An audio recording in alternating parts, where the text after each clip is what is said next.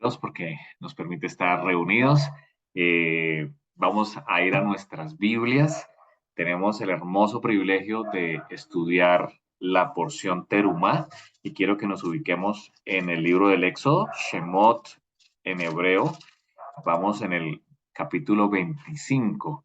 Allí justo después de haber estudiado eh, las Mishpatim, esas leyes que el Señor deja y que Moisés se presentara delante del Señor, el Señor le dice algo interesante. Le dicen en el capítulo 25 de Éxodo, le dice, di a los hijos de Israel, versículo 22, que tomen para mí un donativo, traducido del hebreo, de la palabra terumá, o en la Reina Valera es tomada o traduce como ofrenda. El Señor le dice aquí a su pueblo, a través de Moshe, que tomen una ofrenda para el Señor. Y algo muy interesante que viene aquí, y es que Él dice que tome una ofrenda de todo varón que la diere de su voluntad. De corazón traeréis mi ofrenda. En el hebreo traduce, estoy leyendo el Humash, la traducción del hebreo dice, de todo hombre que ofrezca de corazón, tomarán la aportación para mí. Bien interesante que el Señor le dice aquí a Moshe que tomen, dice que a los hijos de Israel que tomen para mí una ofrenda. La otra traducción puede ser tomen de mí una ofrenda. Es muy interesante, ¿no? Que digan que tomen de mí una ofrenda para mí. Y lo vemos en toda la escritura, cuando el Señor, eh, cuando el pueblo le dice al Señor que lo recibido de tu mano, te damos. Nosotros todo lo que tenemos es porque el Señor nos lo ha dado. Y de eso que tenemos, le damos a Él, ¿cierto? Y aquí dice la escritura de voluntad. Las ofrendas que damos al Señor, eh, que también damos, por ejemplo, en nuestras congregaciones, en las comunidades, en los ministerios, la damos de corazón. Claramente la escritura nos muestra que no podemos dar nada por obligación ni por fuerza. Pablo lo dice, el Señor ama al que da con alegría. Y aquí no solamente estamos hablando de donativos en dinero, también damos nuestro tiempo, servimos a otros, damos nuestras vidas. Todo lo que hagamos debe ser de voluntad, de corazón, dice la escritura. Debemos dar nuestro tiempo, eh, nuestro servicio, nuestros recursos, debemos darlo de corazón. La terumá es diferente al maaser, que es el diezmo. De eso tenemos un video en nuestro canal, podemos enviarlo a quienes, o reenviarlo a quienes lo quieran ver.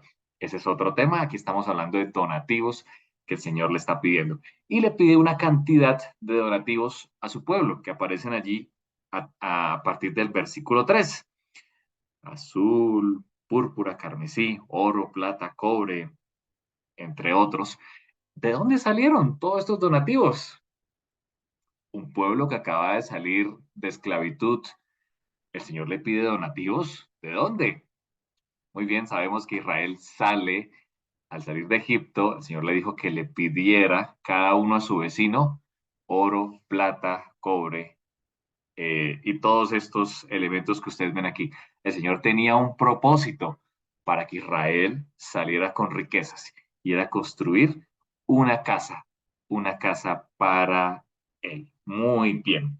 Vamos a entrar a ver en qué consiste esa casa que el Señor le pidió a Israel que le construyera. Y voy a conectarme aquí. Regálame un segundo. Voy a conectarme desde mi celular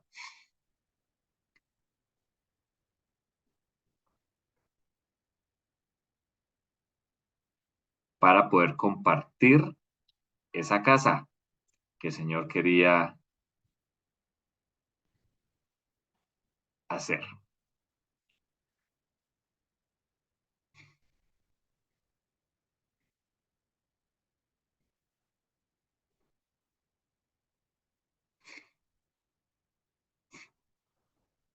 Voy a intentar nuevamente. Ya estoy.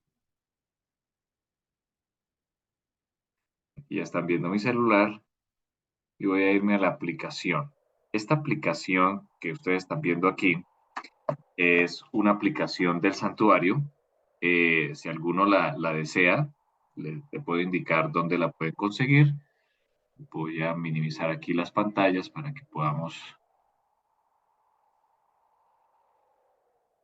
que sea más fácil ver. Bien, ahí ya la estamos viendo. Si alguno no la ve, me avisa para verificar. Muy bien, esto es el santuario, la casa que el Señor preparó. En esta aplicación que ustedes están viendo aquí, tenemos a las espaldas, es decir, al oriente, allá está el monte Sinaí. Eh, Muy interesante porque eh, en el oriente del santuario que era el Sinaí, y cuando se construyó el templo en Jerusalén, también al oriente, está el Monte de los Olivos. Allá ven ustedes una ilustración de lo que era una carpa o una choza que se hacía con lo que había en el desierto. De hecho, Moshe o Moisés atendió al pueblo o atendía desde esa casa. Se le llamaba la casa de la cita, donde él atendía al pueblo. Muy bien. Eh, Nos encontramos aquí en la parte posterior por la entrada oriental.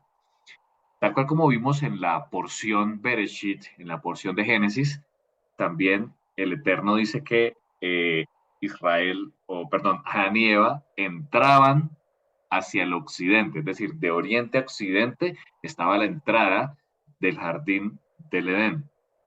Cuando ellos le daban la espalda al oriente, recuerden que por el oriente sale el sol, estaban dándole la espalda a otros dioses. Es un símbolo de que al entrar hacia el occidente, darle la espalda a otros dioses, dado que el sol era adorado en diferentes culturas en el Medio Oriente.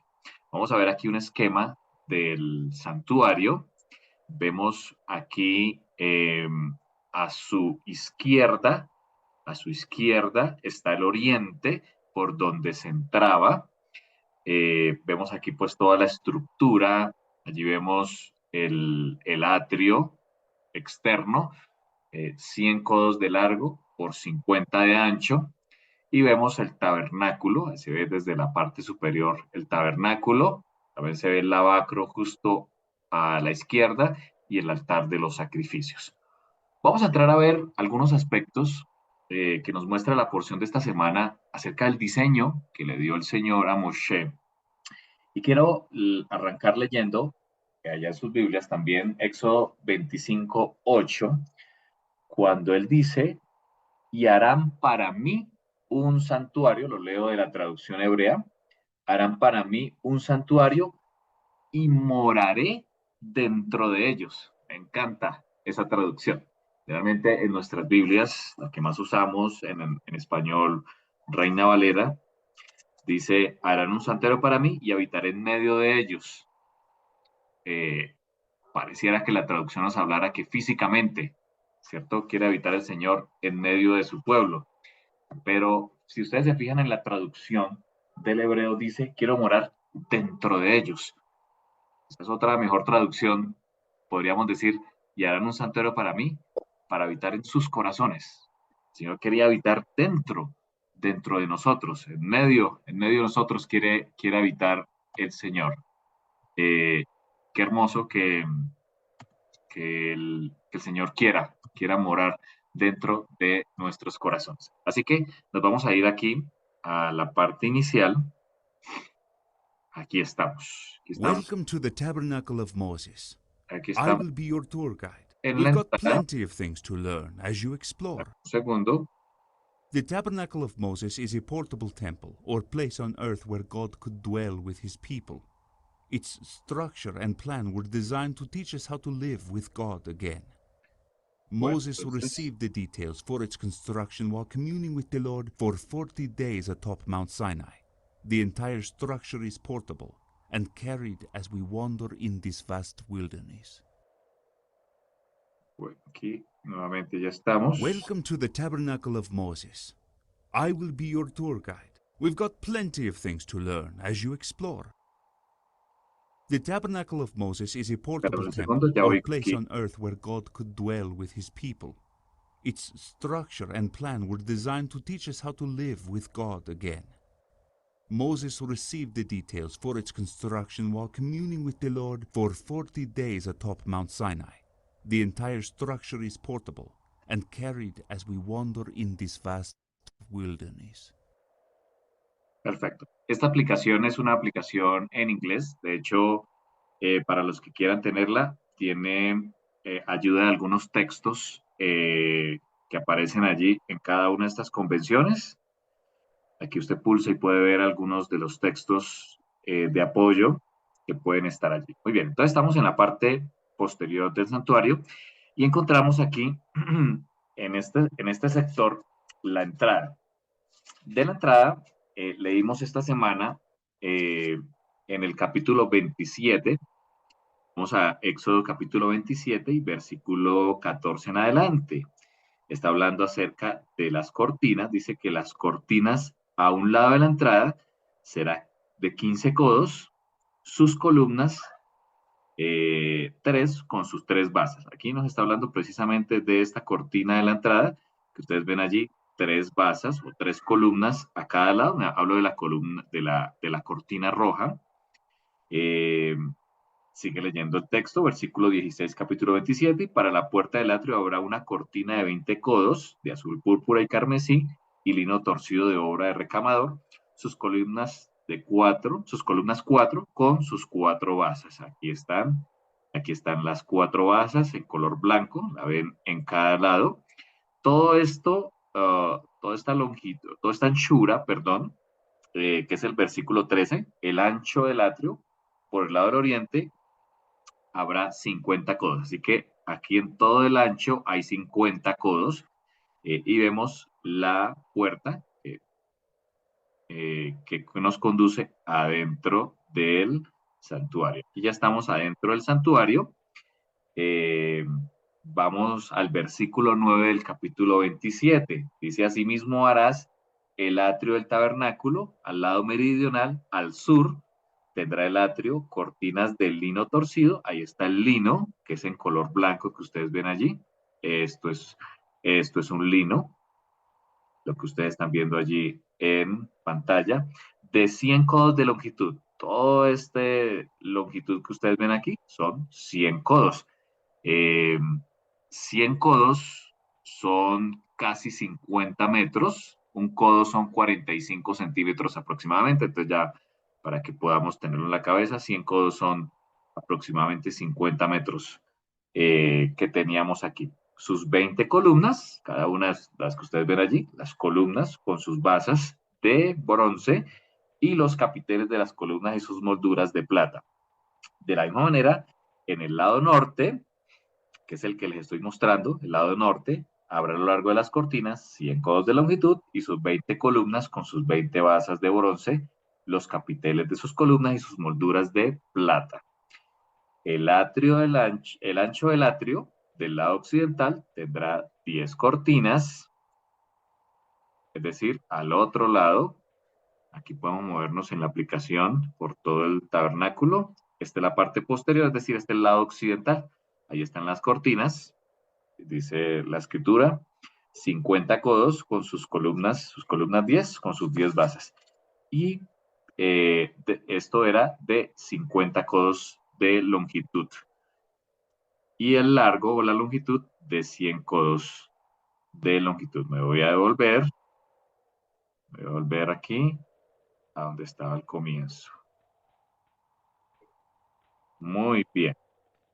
Nos encontramos aquí justo en la entrada este elemento que es el altar de los sacrificios. Este altar de los sacrificios, llamado también el altar de bronce, capítulo 27, allí arranca a hablar que era un altar de madera de acacia de 5 codos de longitud, aproximadamente 2.5 metros, un poco menos de 2.5 metros de longitud y 5 codos de ancho, es decir, era cuadrado, este altar era cuadrado, 2.5 metros de largo, 2.5 metros de ancho y tenía unos cuernos. Aquí ustedes ven los cuernos aquí estoy señalando uno, en las 4 esquinas habían unos cuernos, de acuerdo al modelo que el Señor le mostró a Moshe. Esto es puro diseño divino. Todo esto que ven aquí, el Señor mismo le mostró el diseño. Entendemos que cuando le muestra un diseño, puede estar mostrándole un diseño celestial. De cualquier forma, el Señor mismo le dio estas instrucciones precisas a Moshe y así mismo se hizo. Esos cuernos que ustedes ven allí estaban cubiertos de bronce y era donde se untaba con la sangre el sacrificio. Ya ustedes ven al fondo, aquí ven el sacrificio, ahí ven las carnes de los animales que traían, y esa sangre debía untarse en estos 4 esquinas o los cuernos que tiene el altar. Eh, También, dice el versículo 4, tenía un enrejado de bronce, que es donde está suspendida el sacrificio, la ofrenda que ustedes ven allí en el altar. Allí está el enrejado. Y además eh, tenía unos anillos, como los que ustedes ven aquí. Estos anillos, por donde, dice la escritura, se metían unas varas para poder cargar el altar. El altar se cargaba manualmente por unas varas que pasaban por esos anillos. Voy a tratar de colocar aquí una representación de lo que podía suceder aquí en el altar de los sacrificios. Ahí está. The Entonces aquí tabernacle llega. is entered from the east side through a gate covered with a colorful veil of blue, purple, and scarlet fabrics. Only Israelites are allowed to enter the tabernacle, and only after a priest determines them to be ritually clean. Bueno, aquí vemos la persona que entró allí con el sacrificio. Recordemos que dentro de ese altar, y eso lo veremos arrancando el libro de Levítico, se colocaban diferentes tipos de sacrificios, por el perdón, holocaustos, ofrendas de paz, entre otras. Y aquí la persona traía un animal de acuerdo al requisito, ya sea un cordero, una cabra, un becerro, dependiendo del tipo de sacrificio, de su propiedad. Y él mismo era quien, con el apoyo de los levitas sacerdotes, hijos de Aarón, que ministraban allí, él iba a sacrificarlo. Él mismo debía colocar sus manos sobre la cabeza del animal, presionándolo, digamos, haciendo un símbolo de lo que pesaba el pecado, eh, y él mismo debía matar a un animal que él había criado en su casa, debía matar para que él viera el- la consecuencia de su pecado, de su acción,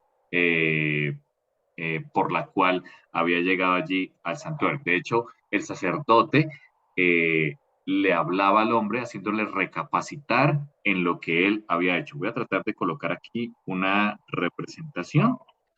A ver si lo puedo. Aquí lo vemos. Listo. The Aquí vemos. bronze altar of sacrifice stands near the opening to the outer court, and is used by the priests for animal sacrifices and burnt offerings. There are 5 types of sacrifices offered on the altar, 4 being animal sacrifices, and 5th, an offering of grain or cereal. Each type of sacrifice is offered in a unique way and for various reasons. Ahí lo vieron, cómo puso sus manos sobre la víctima, y él mismo, el dueño, es quien sacrifica el animal. Generalmente, tanto en el santuario como en el templo, existían este tipo de mesas donde se preparaba, se cortaba el animal. Habían unas partes que debían quemarse en el altar, por ejemplo, como los riñones, el hígado, que son elementos purificadores del cuerpo. Esto es un símbolo precioso también de Yeshua, también purificando nuestros corazones. Y estas partes, como lo van a ver aquí, se llevaban hasta allí, hasta el altar. Allí se colocaban. Fíjense lo que está haciendo aquí este sacerdote. Está haciendo una oración. Esa oración es milenaria, de hecho es conocido como en quienes hacen la oración hebrea, el shaharit, las oraciones que se hacen, hay un grupo de intercesores siempre, mientras el otro sacerdote, allí lo ven, está untando de la sangre en cada uno de los 4 cuernos del altar, está untando con la sangre del sacrificio, y la demás debía derramarse, como lo ven allí, en el lado norte del, del altar, debía, en una de sus esquinas debía derramarse la sangre, como lo están viendo allí. Y de esa manera se hacía el sacrificio, eh, y también se lograba el perdón por los pecados que se podían acceder a perdón. Recuerdan que no todos los pecados se obtenía perdón a través de este sistema de sacrificios del santuario. Había pecados como el asesinato, el adulterio, la idolatría, el bestialismo, la hechicería y otros pecados que no tenían eh, cómo hacer una remisión. No había una intercesión a través del santuario. Por eso los profetas hablaron acerca de un intercesor, un Mesías que sí podía, un redentor, que sí podía eh, librar de la muerte para estos pecados. Precisamente Yeshua aparece como esa propiciación por nuestros pecados. Quiero que vayamos a ver unos textos. Vamos a Romanos capítulo 3. Pablo nos habla acerca de este altar de los sacrificios. Romanos capítulo 3.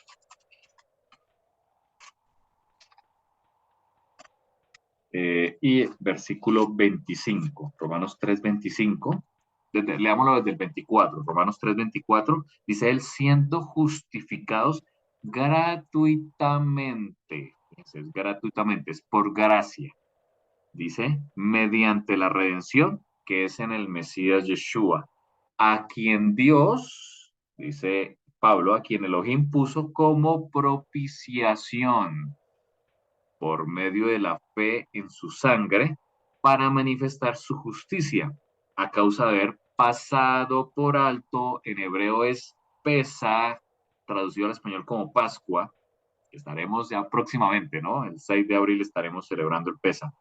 Dice, en su paciencia, los pecados pasados. Versículo 26, con la mira de manifestar en este tiempo su justicia, a fin de que Él sea,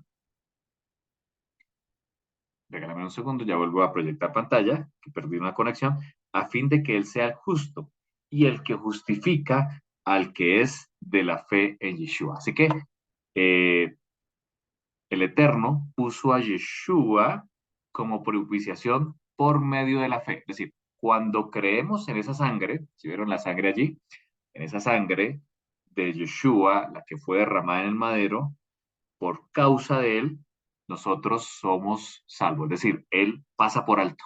Así como el ángel de la muerte pasó por alto las casas que estaban pintadas con sangre allá en Egipto, justo antes de salir de Egipto, también Dios, cuando creemos en Yeshua, es como si nuestras casas, nuestras puertas, estuvieran pintadas también con sangre y Él pasa por alto. Qué hermoso, ¿no? Pasó por alto nuestros pecados para que seamos justificados. Aquel hombre que vimos allí en el santuario salió justificado porque él trajo el sacrificio, su sangre fue llevada a las 4 cuernos, el animal fue muerto en su lugar, él debía morir, ese animal fue muerto en su lugar y fue sacrificado en el altar como un olor grato al Eterno. Aquel hombre salió justificado, símbolo de lo que el Mesías Yeshua iba a hacer en nuestro lugar. Él iba a morir en un madero, su sangre iba a quedar expuesta allí, iba a ser derramada, así como vimos que la sangre se derramó al lado del altar, la sangre de Yeshua iba a ser derramada. ¿Para qué? De acuerdo a Pablo, para ser justificados. Nosotros también hoy, cuando creemos en esa sangre que nos limpia de pecados, somos justificados, dice la escritura, gratuitamente. Voy a volver a proyectar pantalla. Un segundo, perdí la conexión.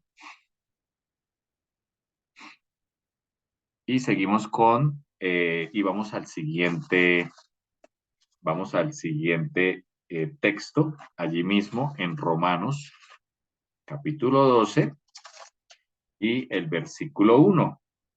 Dice Romanos capítulo 12, 1. Hermanos, os ruego que por las misericordias de Dios presentéis vuestros cuerpos, dice Pablo, en sacrificio vivo. Aquí ya estoy transmitiendo pantalla. Voy a volver a la aplicación.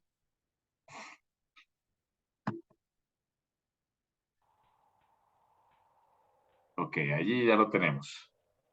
Muy bien, dice Pablo, presentéis vuestros cuerpos en sacrificio vivo, dice él, santo, agradable a Dios, que ese es vuestro culto racional. Regálame un segundito, creo que tengo problemas aquí con la conexión, voy a cambiar de conexión para tener,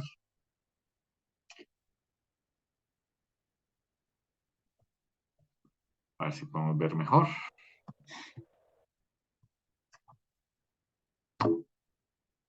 Ok, allí ya estamos. Creo que ya todos lo estamos viendo. Confirman si no lo estamos viendo y verificamos.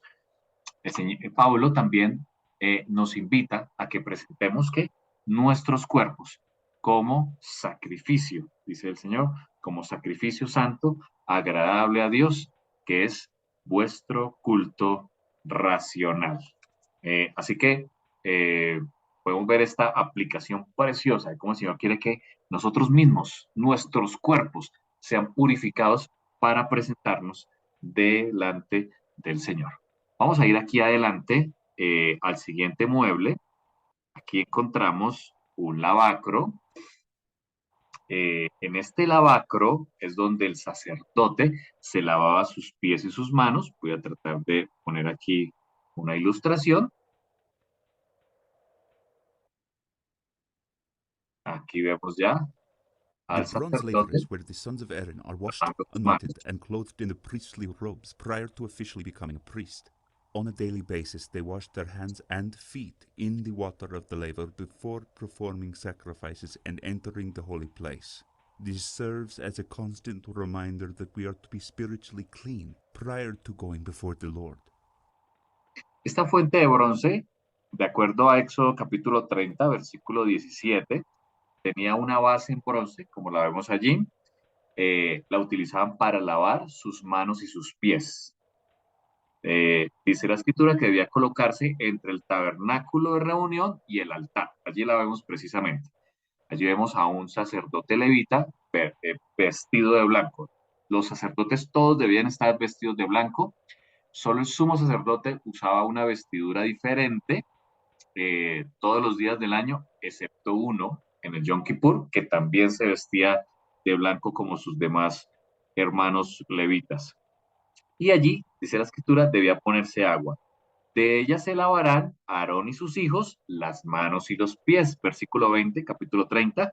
Cuando entren en el tabernáculo, el que vemos en la parte de atrás, se lavarán con agua para que no mueran. Muy interesante este versículo. Y cuando se acerquen al altar para ministrar, para quemar la ofrenda encendida a Adonai, el altar que está a las espaldas nuestros, se lavarán las manos y los pies para que no mueran. Y lo tendrán por estatuto perpetuo él y su descendencia por sus generaciones. Así que fíjense lo que nos muestra este versículo. Cuando ellos iban a entrar al tabernáculo, debían lavar sus manos y sus pies aquí en este lavacro para que no mueran. El Señor nos invita también a que nuestros cuerpos sean lavados en agua, en su espíritu, dice la Escritura. Debemos lavarnos para no morir eternamente. Nuestra vida debe ser lavada, debe ser limpiada, debe ser purificada. Hay algo interesante en la elaboración de este altar, de este lavacro, la fuente de bronce, y era que se hizo con los espejos de las mujeres que velaban en la entrada. Las mujeres, eh, había un grupo de mujeres que velaba aquí en la entrada, aquí donde estoy, en la entrada del santuario. Eso lo vemos en varias partes de la escritura que las mujeres se hacían allí.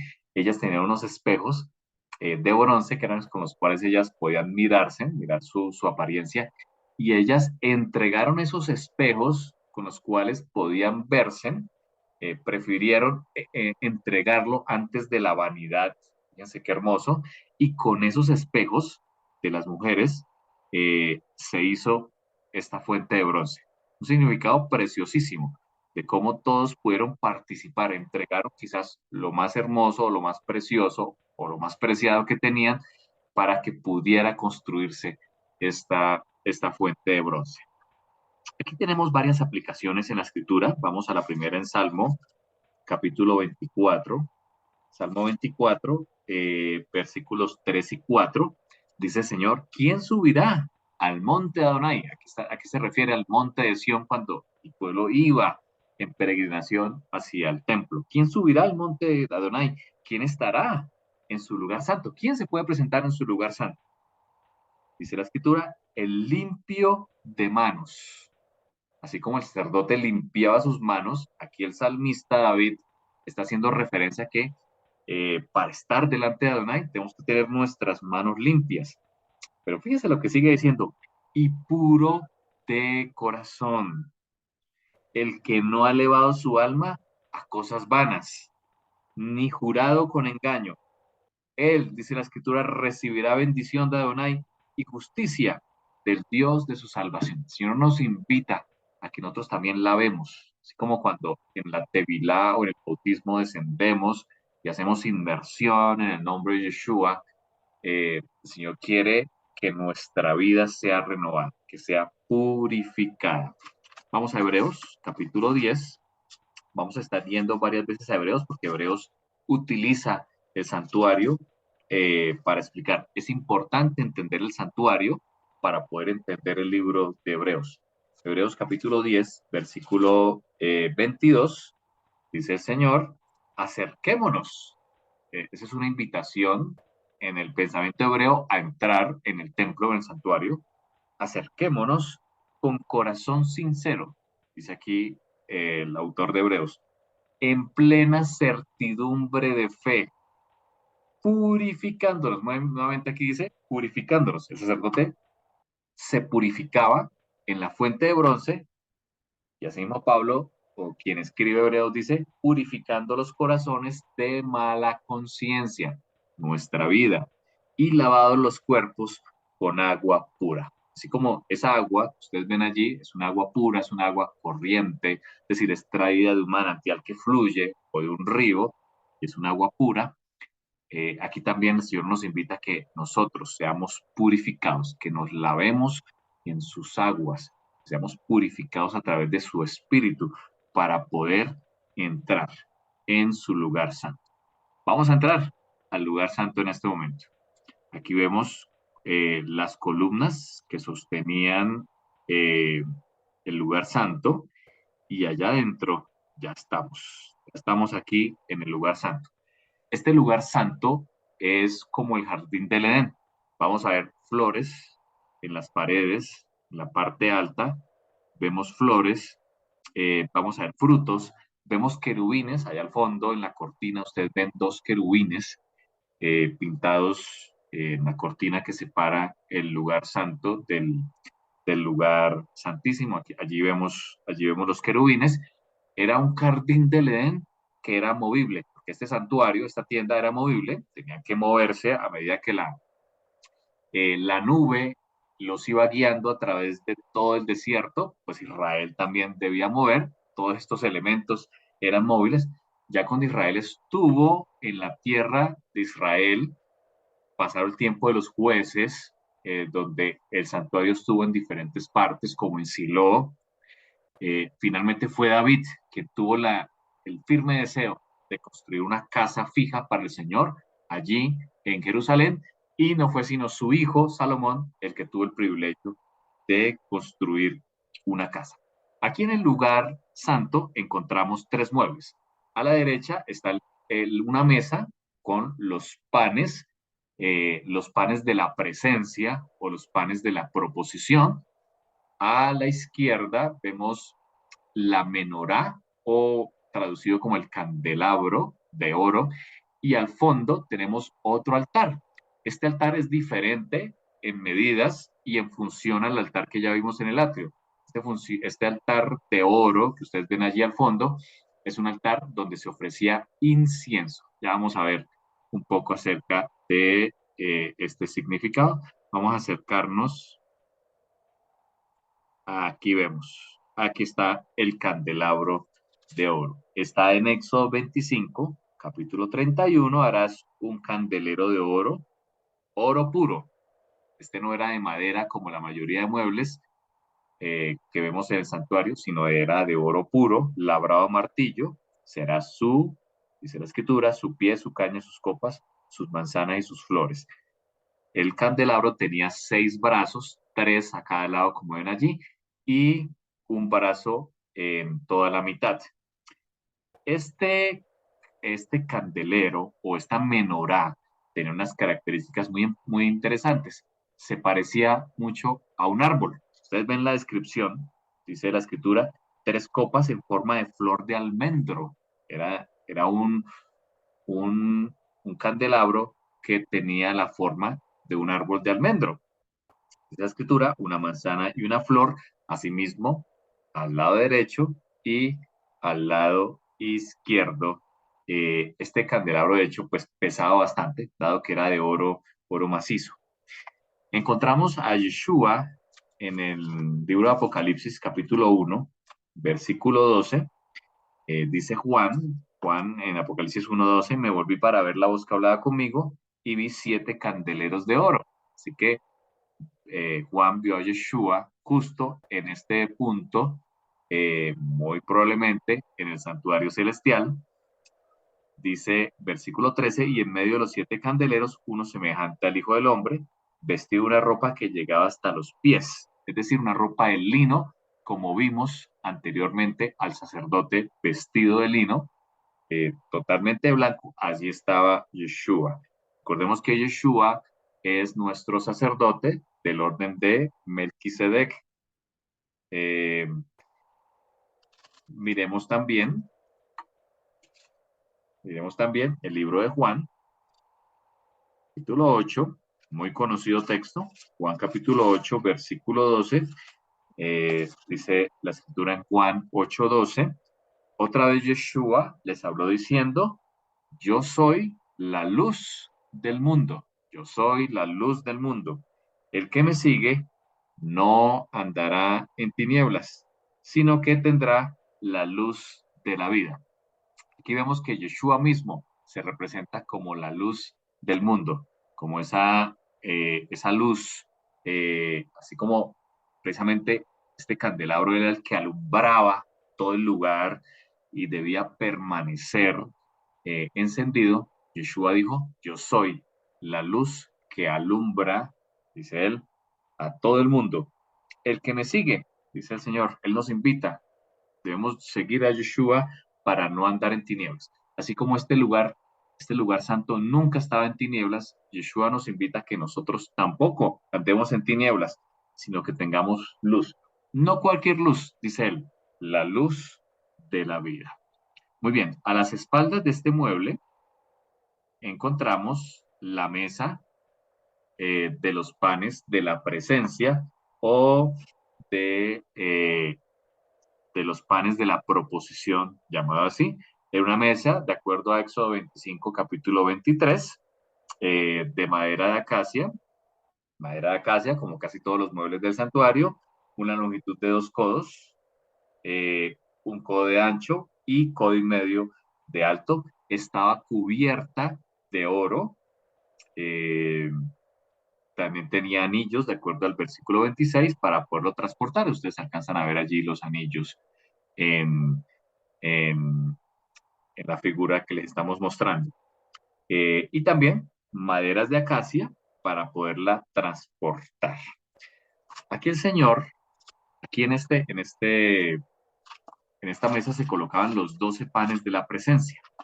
El Señor mismo, también en Juan, que lo estudiamos en nuestra serie anterior, Juan capítulo 6, después de la famosa alimentación de los 5,000 y ese milagro extraordinario que hizo el Señor, el pueblo le preguntó pidiéndole una señal. Y dice el versículo 31 de Juan 6, que ellos le dijeron, nuestros padres comieron maná en el desierto, como está escrito, pan del cielo les dio a comer. Yeshua les dijo, de cierto os digo, no os dio Moisés el pan del cielo, dice él, mas mi padre, dice él, os da el verdadero pan del cielo. Es decir, aunque Israel comió pan del cielo, Yeshua le está diciendo, realmente Moisés no dio pan del cielo, fue el Padre, dice él, el que da, lo dice en presente, el que da el verdadero pan del cielo. Y dice él, el pan de Dios es aquel que descendió del cielo y da vida al mundo. Le dijeron, Señor, danos siempre de ese pan. Y es donde Yeshua dice, yo soy el pan de vida. Esta mesa que ustedes ven aquí, que contiene un pan que se colocaba allí caliente, de acuerdo a la literatura hebrea, se mantenía caliente siempre que estaba en la presencia del Señor, debía cambiarse cada semana, cada Shabbat debía cambiarse los 12 panes que se presentaban aquí y se colocaba incienso encima de ellos. De hecho, solo los sacerdotes podían comer de ese pan. Y aquí Yeshua se presenta diciendo, yo soy el pan. Así como este pan representa la provisión material, también representa la provisión espiritual. Y es un símbolo de Yeshua. Él dijo, yo soy el pan de vida. El que a mí viene nunca tendrá hambre. Cuando vamos a Yeshua, cuando le conocemos, dice la escritura, no tendremos más hambre. Hambre espiritual, por supuesto. El que cree en mí no tendrá sed jamás. Vámonos al versículo 48 de Juan 6. Yo soy el pan de vida. Vuestros padres comieron el maná en el desierto y murieron. Este es el pan, dice él acerca de sí mismo, el pan que desciende del cielo, para que el que de él come no muera. Yo soy el pan vivo que descendió del cielo. Si alguno comiere de este pan, él nos invita a comer de este pan, dice él. El que coma de este pan vivirá para siempre. Y el pan que yo daré es mi carne. Así que Yeshua dice que su cuerpo es el pan. Por eso nos invita a comer del pan de vida, del pan que es su carne, que es su cuerpo. En este momento, Yeshua, de acuerdo a la escritura, están próximos a la Pascua. Estaba muy próxima a la Pascua, como hoy en día estamos prácticamente un mes de celebrar el Pesach para comer panes sin levadura. Yeshua estaba invitándoles a que cuando celebraran la Pascua, le recordaran a él. Y ese es el verdadero objetivo del Pesach con los panes sin levadura, es recordar al Mesías, que al comerlo, saber que estamos creyendo en él. Dice él, versículo 55, porque mi carne es verdadera comida y mi sangre verdadera bebida. El que come mi carne y bebe mi sangre permanece, en mí permanece y yo en él. Como me envió el Padre viviente y yo vivo por el Padre, asimismo el que me come, él también vivirá por mí. Este es el pan que descendió del cielo, no como vuestros padres comieron el maná y murieron. El que come de este pan vivirá eternamente. Así que vemos también aquí un símbolo de Yeshua, tanto en la menorá, en el candelabro, como en la mesa de los panes. Y aquí nos encontramos al último mueble que aparece en el lugar santo, y es un altar. Ese altar está en el capítulo de Éxodo, capítulo 30, allí mismo dice que harás un altar para quemar el incienso. O sea que al entrar en el lugar santísimo, tú olías incienso, había una luz que alumbraba en el lado sur a través del candelabro y había unos panes recién horneados con incienso encima de ellos. O sea que el olor era grato, había un olor grato en este lugar santo donde ministraban solamente, aquí podían entrar los sacerdotes, aquí no podía entrar ningún israelita, dado que era exclusivamente función de los sacerdotes. Y aquí vemos en el centro al altar. El altar de oro, dice la escritura, era de un codo de ancho y un codo de longitud, era cuadrado y una altura de 2 codos. y tenía unos cuernos, como ustedes ven allí. El altar tenía unos cuernos en las 4 esquinas. Allí se untaba la sangre del sacrificio anual en el Yom Kippur. Solamente en el Yom Kippur se untaba, eh, el sacerdote untaba las 4 esquinas. Y este incienso continuamente estaba quemándose, continuamente se estaba quemando delante del Señor. Dice el versículo 7 de Éxodo 30, Aarón quemaba incienso aromático sobre él cada mañana. Cuando aliste las lámparas, él alistaba las lámparas y luego quemaba el incienso. Ahí no podía quemarse incienso extraño, holocausto, ofrenda, ni libación, como lo dice el versículo 8, solamente el incienso. Dice la escritura, versículo 10, ahí está, sobre sus cuernos hará Aarón expiación una vez al año, en el Yom Kippur. Una vez al año, con la sangre del sacrificio por el pecado, hará expiación. Una vez al año, hará expiación por vuestras generaciones, será muy santo. Este elemento es muy santo. ¿Qué significa el incienso? La misma escritura nos muestra. Vamos a Salmos, Salmos 141. Salmo 141, versículo 2. Dice, suba mi plegaria, mi oración delante de ti como el incienso, el don de mis manos como la ofrenda de la tarde. Fíjense lo interesante que nos muestra aquí el salmista. Este incienso es como la oración. Cada vez que oramos al Señor, que elevamos nuestra alma delante de Él, es como el incienso que se elevaba delante del Señor. Si ustedes se fijan, aquí detrás está el lugar santísimo. Así que el altar del incienso está delante del trono del Señor. Nuestras oraciones están delante del Señor día a día. Es lo que Él tiene, lo que el Eterno tiene delante de Él, son nuestras oraciones. Así que las oraciones son poderosas, están delante del Señor. Es lo que está viendo Él continuamente, continuamente. Vamos a Segunda de Corintios. Segunda de Corintios. La carta a los Corintios, escrita por Pablo, Segunda de Corintios, capítulo 2, versículos 14 al 16. Fíjense lo que él dice, lo que dice Pablo. Mas a Dios gracias, el cual nos lleva siempre en triunfo, dice él, en el Mesías Yeshua, por medio de nosotros, manifiesta en todo lugar el olor de su conocimiento. Cuando en el pensamiento hebreo se habla de ese olor grato, está recordando este altar del incienso. Porque para Dios, dice él, somos grato olor del Mesías en los que se salvan y en los que se pierden, dice él, a estos ciertamente olor de muerte, para muerte, y a aquellos olor de vida. Este olor del incienso era olor de vida para vida, de acuerdo a las escrituras. Vamos a un texto más de esta parte y ya entramos al final, Apocalipsis capítulo 8.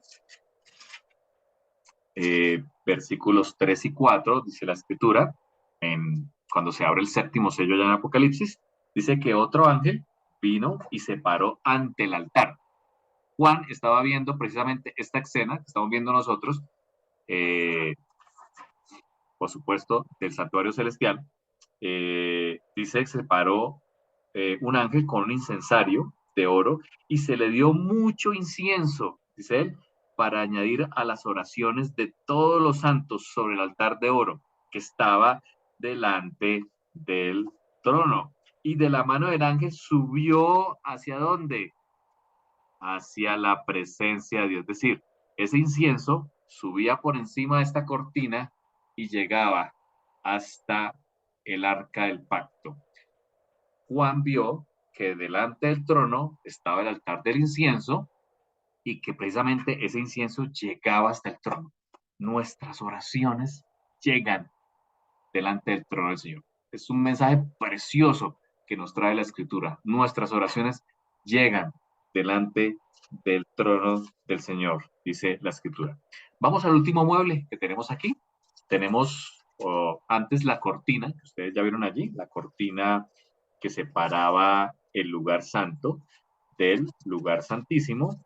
Esa cortina, dice la escritura, tenía ciertas características, cierto material, y aquí no podía entrar, en este lugar santísimo, no podía entrar nadie más, sino el aquí está, el sumo sacerdote. Only Veamos the high allí. priest is allowed to enter the Holy of Holies, and only on one day a year, on the Day of Atonement, which is in the fall of each year.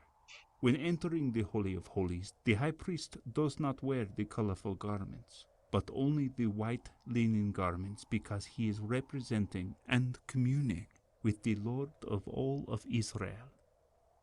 Muy bien, una vez al año solamente podía entrar aquí el sumo sacerdote trayendo el incienso, que ustedes ya lo vieron allí, y la sangre del macho cabrío y del becerro que se esparcía hacia el propiciatorio, hacia lo que ustedes ven allí, la tapa del arca, de esa arca, voy a tratar de pararme un poquito mejor, del arca del pacto. Aquí ven la parte posterior, allí ven esa arca del pacto, eso está escrito en Éxodo 25, capítulo 10. Era también de madera de acacia, su longitud de 2,5 codos, su anchura de 1 codo y su altura de 1,5 codo. Estaba toda cubierta de oro. También tenía unos anillos, como ustedes ven allí, y unas varas que continuamente debían estar allí. Continuamente, porque nadie podía tocar ese elemento, esta arca del testimonio. Dice la escritura que también tenía 2 querubines, como ustedes los ven, encima del propiciatorio o encima de la tapa, labrados a martillo. Y debían estar uno mirándose al otro, como lo vemos allí. Fíjense lo que dice el versículo 22 del capítulo 25. De allí me declararé a ti. Aquí reposaba la presencia del Señor en este elemento, en el elemento del lugar más santo, que era el corazón. Este era el corazón del santuario. Hablaré contigo sobre el propiciatorio entre los 2 querubines que están sobre el arca del testimonio, todo lo que yo te mandare, dice la escritura, para los hijos de Israel. Vamos al libro de Hebreos, Hebreos capítulo 9, versículo 4, nos habla acerca, Hebreos capítulo 9, versículo 4,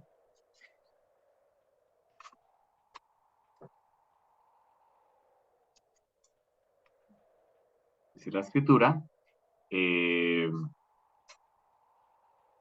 versículo, muy bien, versículo 4, dice, el cual tenía un incensario de oro y el arca del pacto, se refiere a este elemento, cubierta de oro por todas partes, en la que estaba una urna de oro. Esto era una caja, era una urna. ¿Qué contenía la urna? La urna contenía, número 1, el maná, símbolo de la provisión y también símbolo de Yeshua, el maná que descendió del cielo. Número 2, la vara de Aarón que floreció, indicando que el Señor había elegido a Aarón y a su familia para llevar a cabo este sacerdocio. Símbolo también de que más tarde uno de la tribu de Judá también sería sacerdote, y es sacerdote en el verdadero santuario celestial del orden de Melquisedec. Y tercero, ¿qué más tenía? Las tablas del pacto. La presencia del Señor reposaba sobre las tablas del pacto, sobre la Torah. El Señor se afirma sobre su ley para poder morar en nosotros.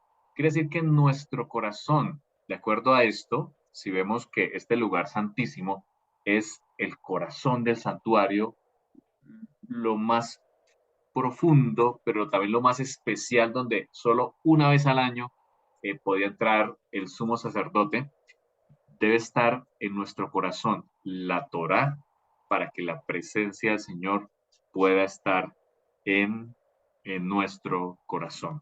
Quiero invitar a mi esposa para que venga y lo salude. Yo voy a dejar de compartir pantalla, regálame un segundo.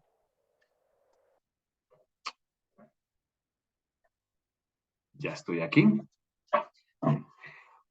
Porque mi esposa quiere concluir en esta mañana el tema precisamente teniendo en nuestras mentes ese lugar santísimo como el corazón del santuario. Adelante, amor. Bueno, muchas bendiciones. En algún momento nos hemos preguntado, pues la escritura nos dice que el Señor dijo que nuestro cuerpo es templo del Espíritu Santo, ¿cierto?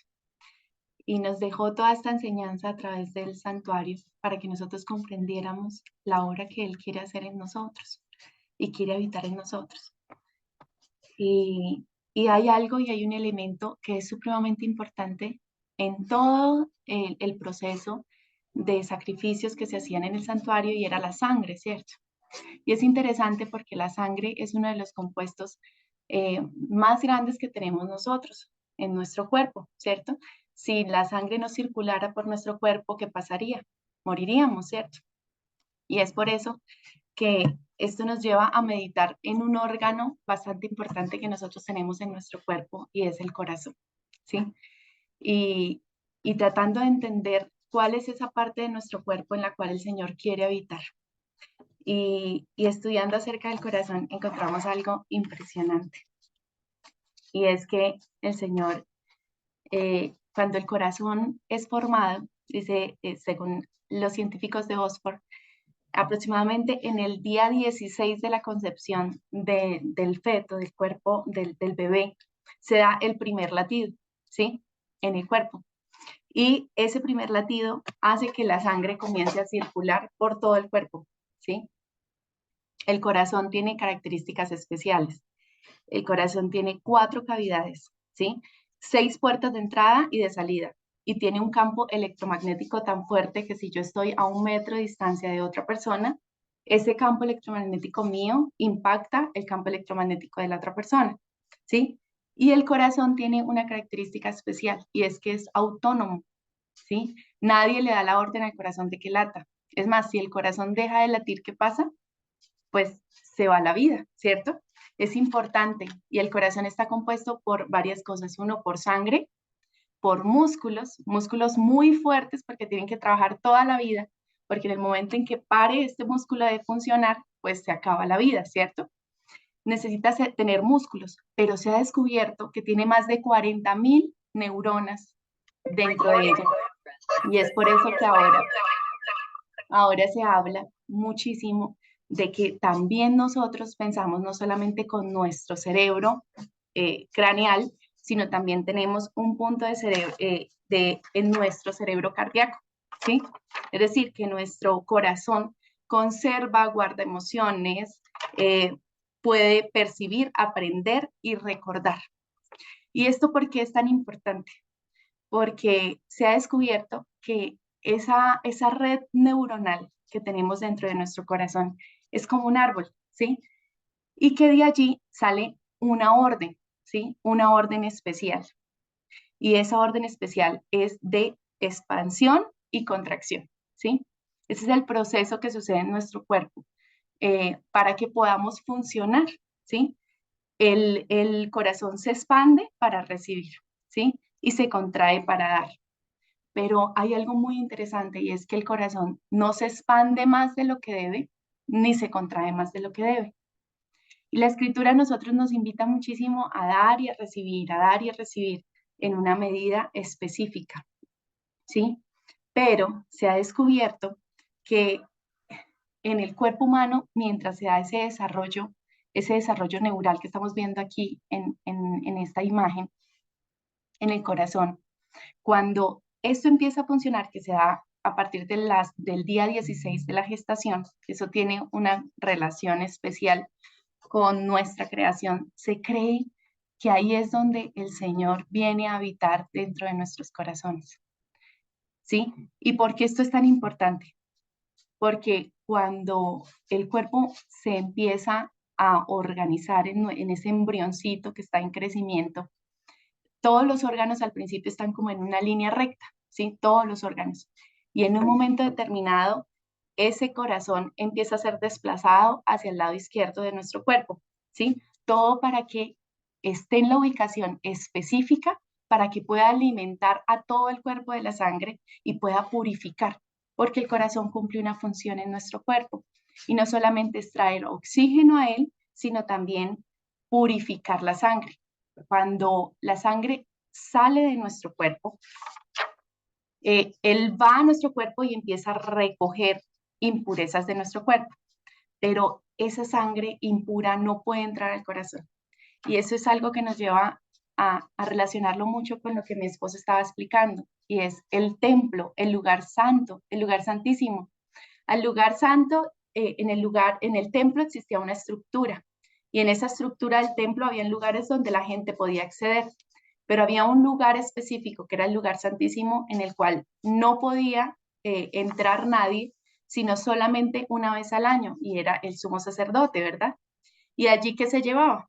Se llevaba de una manera muy especial las oraciones, estos clamores, esta sangre que se llevaba y se ponía en las puntas del arca del pacto, porque allí había algo especial y era la presencia del Señor, ¿cierto? Para que él pudiera entrar y no muriera, el sumo sacerdote tenía que ser purificado con anterioridad. Y esto nos lleva nuevamente al corazón. Cuando la sangre baja a nuestros órganos, no solamente circula llevando sangre, sino también recoge sustancias en nuestro cuerpo que muchas de ellas están contaminadas. Y así la sangre no puede entrar al corazón, porque si llega a entrar sangre contaminada a nuestro corazón, eh, el corazón entra en conflicto y podría pararse automáticamente y dejar de funcionar. Pero hay un órgano en nuestro cuerpo que es el hígado. Y cuando la sangre llega al hígado, en el hígado, allí se hace un proceso de purificación de nuestra sangre. Y allí hay una pequeña vena que comunica directamente del hígado al corazón la sangre para que ya llegue purificada a él y se continúe con todo el proceso. Y hay algo interesante, y es que hígado en hebreo es kabet, y cuando tú haces la suma de, de, de las letras de kabet, te da un número, y ese número es el número 26. Y es interesante porque el número 26 es el nombre, es la numerología del nombre sagrado Yud-Heh-Vah-Heh, que es el que hace que seamos purificados. Y si lo llevamos al plano espiritual, estaríamos hablando de que el hígado es un órgano que fue utilizado por Dios de una manera divina para purificar el cuerpo nuestro, para que pueda llegar la sangre al lugar santísimo, que en este caso sería nuestro corazón, en el cual habita la presencia divina de nuestro Señor. ¿Y por qué es tan importante esto? Porque recordemos que si antes el corazón era concebido como un órgano que cumplía solamente una función, ¿sí? De llevar y traer sangre y oxigenar nuestro cuerpo, se ha descubierto que guarda memoria, aprende, percibe y recuerda. ¿Y por qué esto es tan importante? Porque existe una promesa en la palabra de Dios.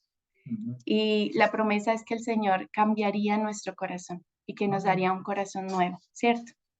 Porque el Señor quiere que su presencia divina esté en contacto con nosotros. Se ha descubierto que el corazón es el que en muchas ocasiones dirige la forma de proceder nuestra, ¿sí? Por eso es que en muchas ocasiones se nos advierte que el corazón es engañoso, ¿verdad? Más que todas las cosas. Pero también porque nosotros hemos dejado de escuchar esa voz divina, que es la voz del Señor, que quiere hablar con nosotros, que quiere entrar en relación con nosotros.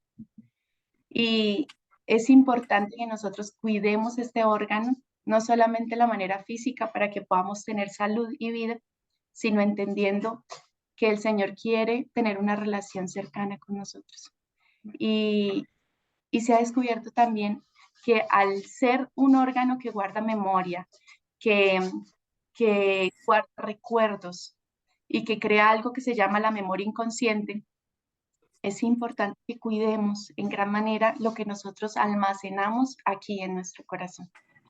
Y la mayoría de nosotros tenemos historias difíciles o tenemos recuerdos difíciles que han quedado grabados aquí y que muchas veces por medio de terapia que se ha tratado de trabajar en nuestro cerebro craneal no hemos podido superar, ¿verdad? Pero el Señor, que solamente Él tiene acceso a este lugar, aquí donde habita su presencia, Él quiere cambiar, modificar estructura, de darnos un corazón nuevo. Y queremos concluir con Ezequiel 36, que nos da la promesa con la cual queremos que se vayan. Ezequiel 36, 25 dice, esparciré sobre vosotros agua limpia y seréis purificados de todas vuestras impurezas, y de todos vuestros ídolos os limpiaré. Os daré un corazón nuevo y pondré un espíritu nuevo dentro de vosotros. Quitaré de vosotros ese corazón de piedra y os daré un corazón de carne. Pondré dentro de vosotros mi espíritu y haré que andéis en mis estatutos, que guardéis mis preceptos y los pongáis por obra. Que nuestro Señor pueda habitar en este lugar santísimo que Él ha dejado dentro de nosotros. Toda la estructura del templo está aquí en nosotros, dentro de nuestro cuerpo. Y hacernos conscientes de ello nos va a llevar no solo a mejorar nuestra vida, sino a entender que nosotros somos realmente templo del Espíritu Santo y que por lo tanto debemos cuidar. Amén. Amén. Gracias a mi esposa. Gracias al Señor por la esposa que me has dado. Vamos a orar y finalizamos con sus preguntas o comentarios. Abba, gracias porque siempre has querido morar dentro de nosotros, Señor. Que has querido morar en nuestra vida a través de este santuario que diste el mandamiento de construir un santuario. Pero también, Señor, es que sabemos que quieres construir uno en nuestro cuerpo, que nuestro cuerpo es templo del Ruach, del Espíritu de Dios. Y Señor, queremos que habites en lo más santo que es nuestro corazón, que cambies, como acabamos de leer, nuestro corazón. Es un corazón nuevo, dispuesto a amar, dispuesto a obedecer, Señor. Que seamos purificados con el agua, así como el hígado purifica, el riñón purifica nuestra sangre, Señor, que seamos purificados con el agua. Aceptar por la sangre, aceptamos la sangre del Mesías. Creemos que Él es la luz y el pan que nos da vida. Y que a través de esta oración, que es como el incienso, llegamos frente al trono de la gracia, Señor, para alcanzar, Señor, la justicia que tú nos puedes dar. Te alabamos, Señor, por tus misericordias y porque encontramos el amor tuyo manifestado a través del santuario. Te alabamos en el nombre de tu Hijo Yeshua. Amén. Ve, amén.